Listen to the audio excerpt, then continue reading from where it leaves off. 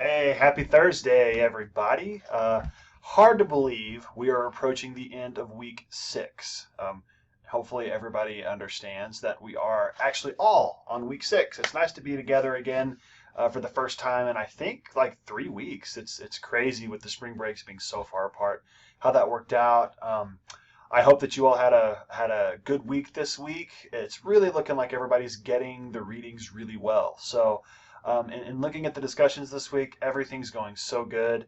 The pieces that you're reading, I've read all of them. I took the time to read all of the pieces, and some are better than others. And I think that that's coming out in the discussion boards. I'm really happy to see some of you saying that, like, man, this piece had good detail, but it was confusing, and that can happen. And I think that that's really cool that they in this open textbook published the ones that the students did, whether it was excellent or not. And so some are better than others, and I think that that is true to the experience. So really good stuff going on this week. So for our week 6 check-in, there's just a few things I want to cover. Yeah, specifically, I want to go back in over the things that I'm seeing in the discussions popping up, and there it is right in front of you already. And then I'm going to talk about the first quiz. The first quiz was supposed to happen and start on Monday, and that didn't happen. That's my thing. I'm going to explain that once I get done with this. Okay, so just want to kind of recap what I'm seeing in the discussions. They're going so good. I'll be back on there tomorrow, responding and reading some more. So far, here's what I'm seeing in your responses to these autoethnographies, and you're so dead on. Like, you're getting it. You're getting it. And if you're a little bit confused about where you're at with autoethnography right now, you're staring down that final paper. It's okay to still be a little bit confused. Okay, so first of all, one of the things that you're talking about is the level of detail that these writings had in them. And yes, autoethnography has a lot of detail in it. And the reason why is because you are supposed to put the reader in the moment. You're supposed to have the reader experience what it is that you're trying to describe. And so you take the detail and then you put it with evocative writing so that the audience experiences as much as they possibly can what the author experienced. And some of these pieces do that better than others, and you've pointed that out in the discussions. You've done a really good job of pulling those out in the evocative quotations from the pieces that you've chosen, and in your final points where you say, what am I going to carry forward from reading this piece into my own exploration of my intrapersonal communication. So the importance of using detailed evocative writing in order to paint a picture of really setting the scene is really important.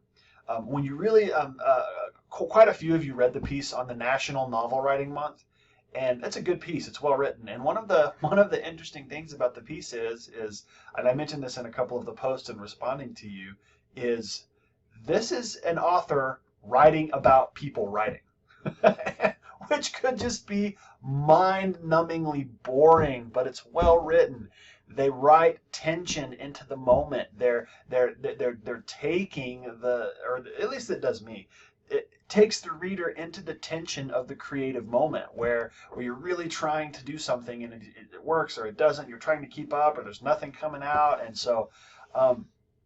As you're going through these, as you're reflecting back on these, really take this forward with you as you sit down to work on your final paper.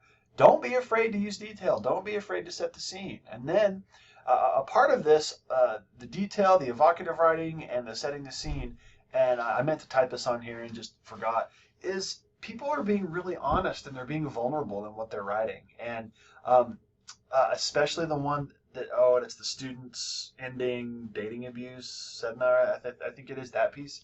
There's some real honest stuff going on in there. There's some really vulnerable moments, and I think that that's got to be something that's a part of what we do in autoethnography is be willing to be vulnerable and be willing to be open and honest about what it is that we're talking about.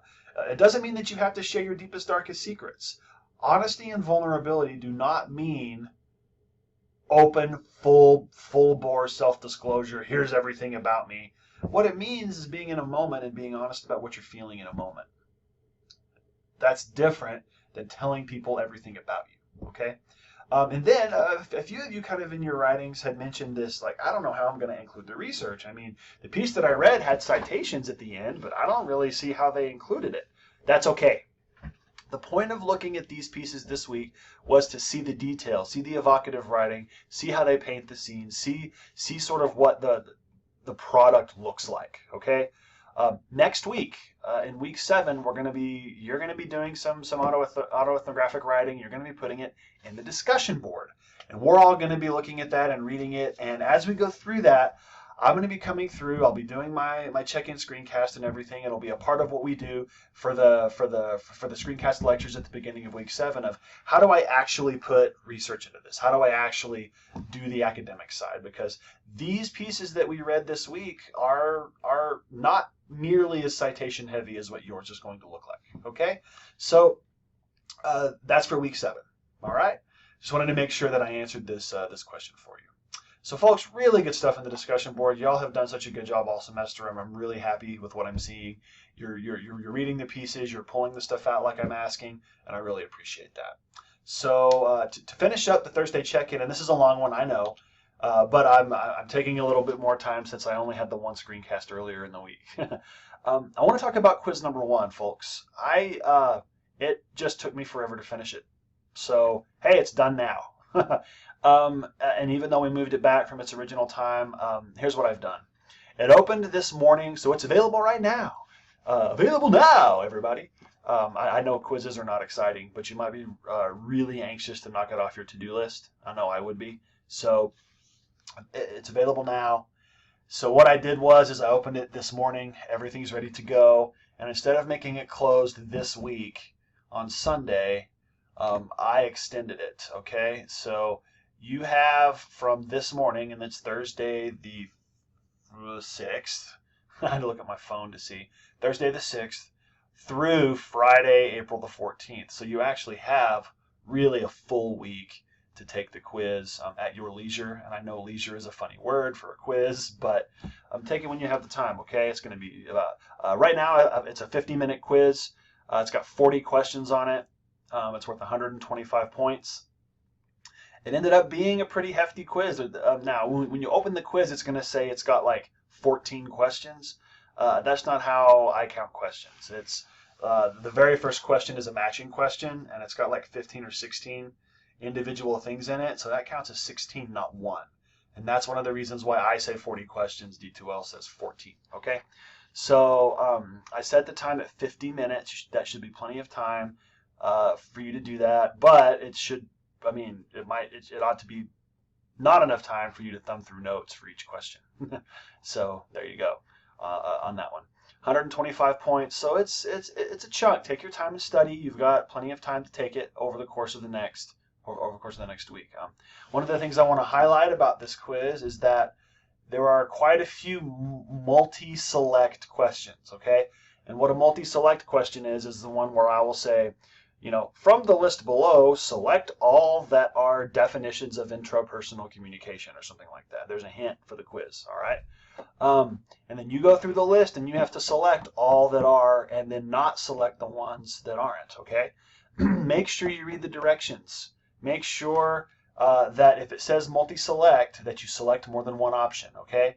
That's a pretty, I'm just throwing hints at you right now, all right? So if there's a multi-select question, you can select more than one option as you go through. Okay, and I'm playing with the mouse, and it's probably just distracting. So I'll move it out of the way. Make sure you read the directions. All it is matching true, false, and matching true, false, multiple choice, and multi-select. All right. So read the directions for each question. Really read the question. Make sure you understand what I'm asking, and it should be no big deal. Okay, it should automatically grade and show up in your grade book. You'll be able to see the grade, and then when it pulls up afterwards, you should be able to see your answers with the right ones or wrong ones, depending on what you did. All right, folks, if you have any questions, please let me know. That is it for the week 6 Thursday check-in. We're doing really good. If you have any questions, post it in the question discussion board or shoot me an email. I came back from spring break to something like 200 email. I am almost actually, I was gonna say almost caught up, but I'm still sort of digging through it. It feels like I'm almost caught up because it's not 200 anymore, but there are still more to go. All right. So if you need anything from me, please let me know. If I've missed an email that you sent, resend it or post it in the discussion board. I'll make sure that I get to it. All right. I look forward to finishing up this week, and I'll see you in your journals over the course of the next few days. Bye.